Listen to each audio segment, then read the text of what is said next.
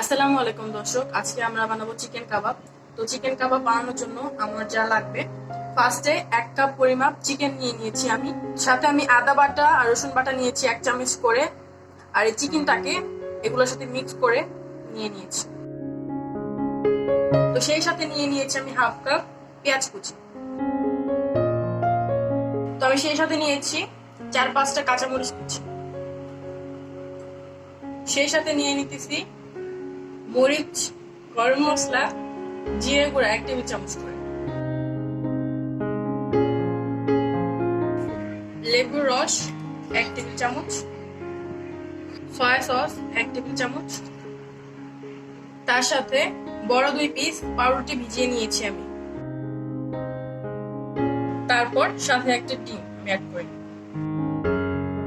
লবণটা স্বাদ মতো নিয়ে নিয়েছি। এখন সবগুলো উপকরণ আমি একসাথে মেখে নিই।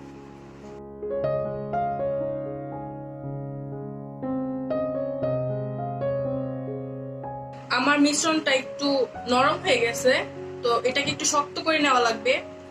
তো তার জন্য আমি যেটা নিব, বিস্কুটের গুঁড়া। কাবাবের শেপটা আনা পর্যন্ত আমি বিস্কুটের গুঁড়াটা ইউজ করব।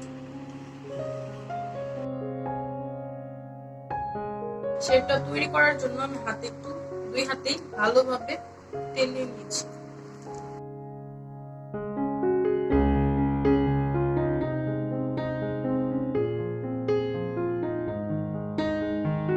এখন এটাকে আমি ডিমে চুবিয়ে বিস্কুটের গুঁড়ার মধ্যে কোট করে নেব। আমাদের সবগুলা কাবাব কোট করা হয়ে গেছে। এবার এগুলোকে ডুবো তেলে ভেজে নেব। তো চলুন ভেজে নিই।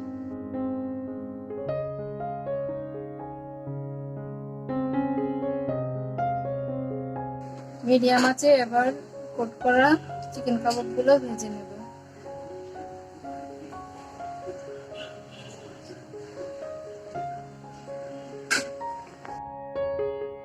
কাবাবগুলো আমাদের হয়ে গেছে। এখন এগুলোকে উঠিয়ে নেব। উঠিয়ে এগুলোকে এখন সার্ভ করে নেব।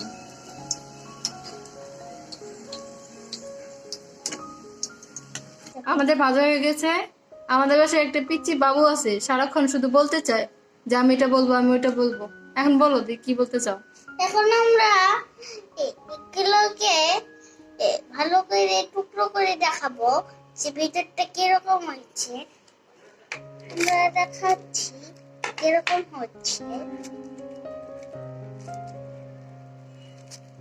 এই যে দেখতে পাচ্ছেন। উফ, অনেক গরম তাই না? সো ইয়াম্মি, অনেক টেস্টি। আপনারাও বাসায় বানিয়ে দেখুন, খুব ভালো লাগবে। অনেক মজা। আমার ছেলে তো অনেক পছন্দ করেছে।